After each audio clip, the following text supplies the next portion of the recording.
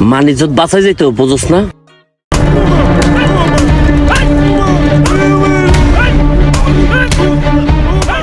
দুলা ভাই কেন মারামারি হইতাছে দি? আপনাকে ভয়ের কোনো কারণ নাই। ওইদিকে মনে হয় পোলা পানে কিছু কইছে, এই কারণে মুরব্বীরা মারতাছে। বসেন আপনারা, বসেন বসেন।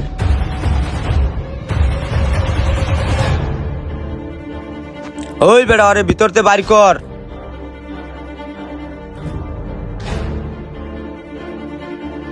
আচ্ছা ওরে মাগুর মাছের পুষ্কনিতে ফালাই দিয়ে আর পেটটা একটু ফাইরা দিস, মাছের খাইতে সুবিধা হইব।